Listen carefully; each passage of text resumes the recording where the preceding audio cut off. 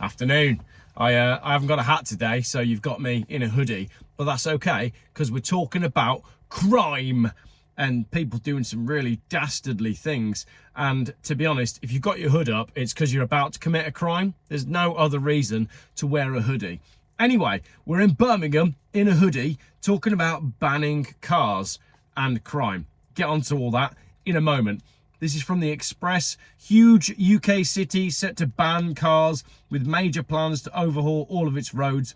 Birmingham could be banning cars from its city centre in a major road safety strategy overhaul. Birmingham is considering a bold new safety strategy to reduce deaths and injuries by road collisions. Drivers could be banned from using roads in the city centre, according to a draft document aiming to make the city more hospitable to people. Why is it that all of these things that they introduce to make places nicer just involve getting rid of cars? Like, I think what you need to do is make Birmingham needs to do a lot more than just get rid of a few cars. The council is also considering introducing a 20-mile-an-hour speed limit in residential areas, rerouting the A38 and making the city's tunnels public transport only. If you know Birmingham, and navigation through Birmingham is already a nightmare, that's not going to help. Under the plans, streets would be redesigned to reduce the speed and volume of vehicles. The consultation document, link in the comments, said many of our local streets are congested, dirty, unhealthy and uninviting environments. I think that's got quite a lot to do with the people that live there. For too long, we have tolerated ever-growing numbers of motorised vehicles and road traffic collisions right across the city. This strategy marks the end of that approach. I dedicate it to the memory of all those who have lost their lives on Birmingham's roads. We will remember you, says the introduction to the consultation. And then there's a whole load of stuff about the fact that they've engaged with communities across Birmingham. They use words like prioritise, welcoming, opportunities, and it's all balls, isn't it? Because we know, because I've done these videos before on multiple subjects, we know that it's always all balls. But how much out of 10 is it all balls? Let's have a look. So, as I say in my notes, there's a link to the consultation and everything that I talk about in the comment. I don't like wearing a hood up. I just feel like a proper bad man.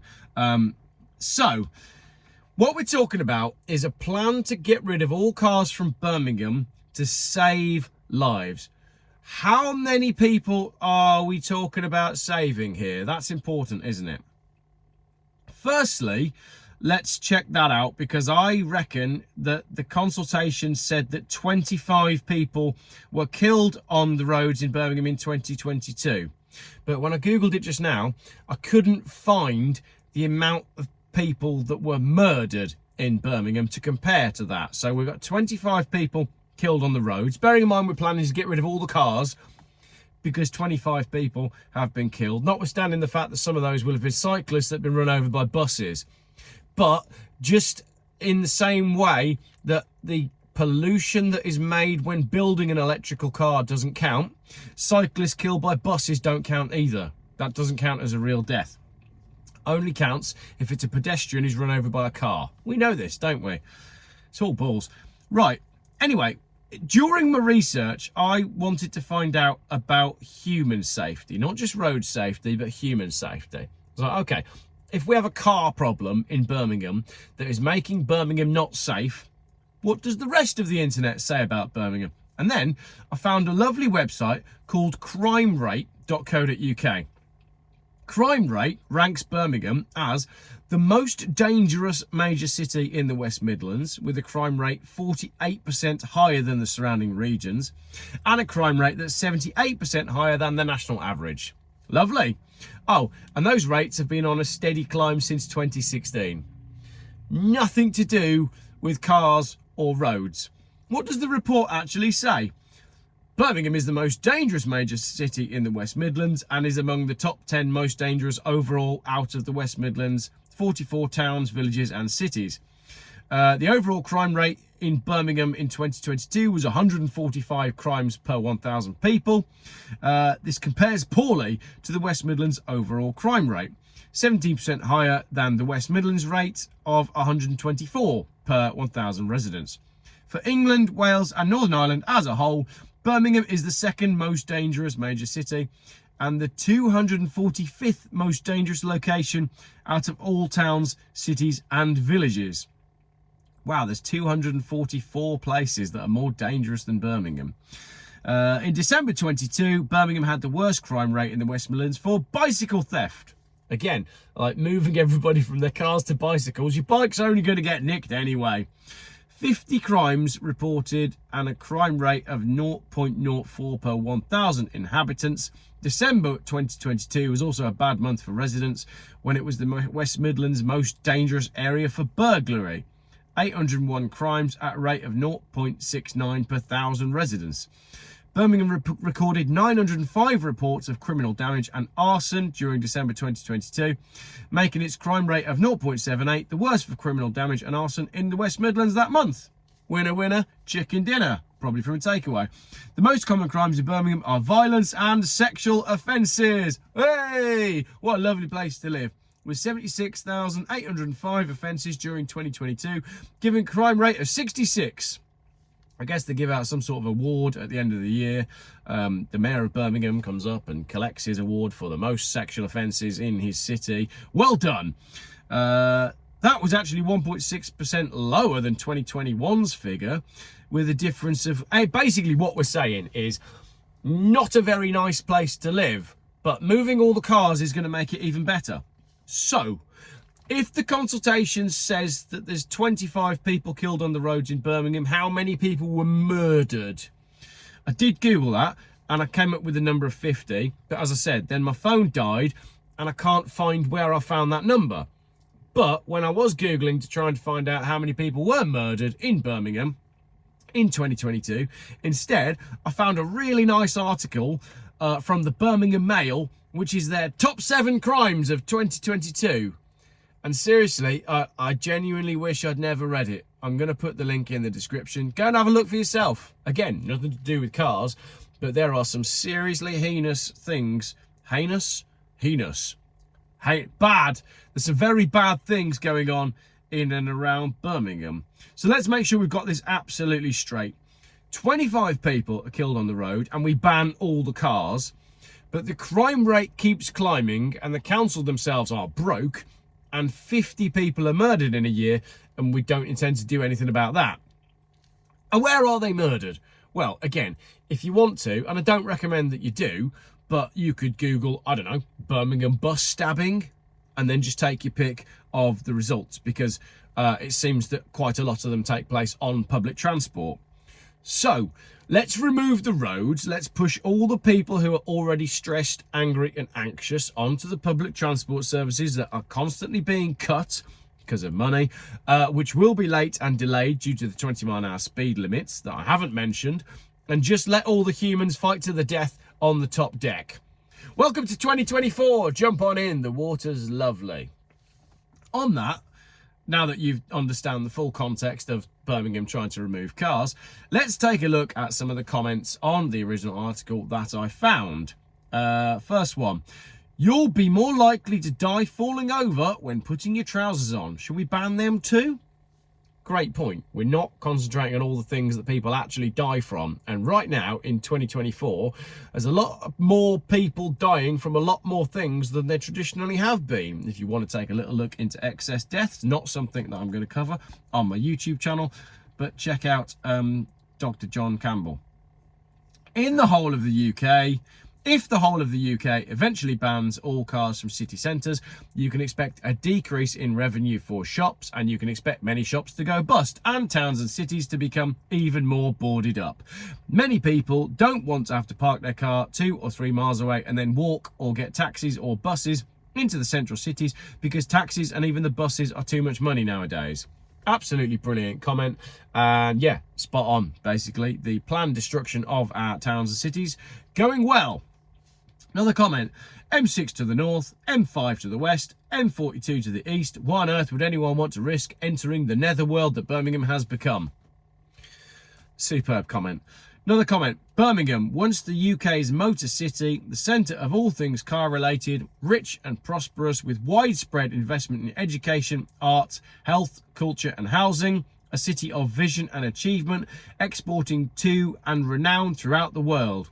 Now, a white minority city, according to Census 2021, led by a Labour slim council, intent on taking this once proud second city into just another medieval backwater.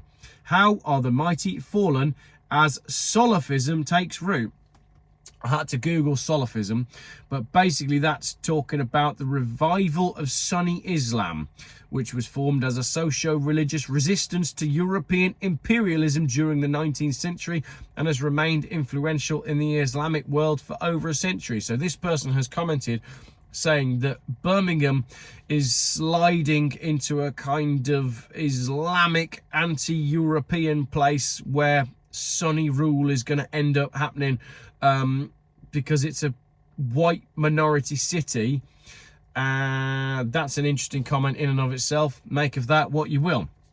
Another comment. My sister lives in Birmingham in Harborne, a desirable area by any metric. This is true. Harborne is like the nicer side of Birmingham. I used to hang out there. I used to date a girl that used to live in Harborne. Used to spend quite a lot of time in Harborne, and I grew up going to Harborne swimming baths, which was a great and fine place. However, this person's sister, who lives in Birmingham, has had to install security cameras around the entire periphery of her house, in common with her neighbours, and she's had a wall-mounted server. Such are the memory requirements driven by the sheer volume of low-level and traffic-related crime. Her driveway, again in common with her neighbours, has had all screening trees or bushes removed and is permanently floodlit from end to end. Yes, if you work really hard, you might be able to become a doctor, and then you can live in Harborne and build yourself a fortress. She is near two sink areas known as Wheely Castle and Northfield, both once prosperous and aspirational when car production at Longbridge was at its peak.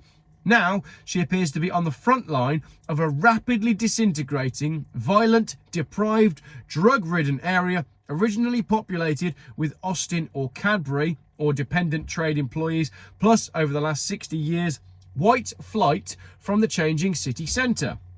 Now, the war on the car, together with ever more socialist local government, has led to all the above. Massive benefit bills, aimless youth, poor education. That is what the UK will increasingly become if Labour come to power again.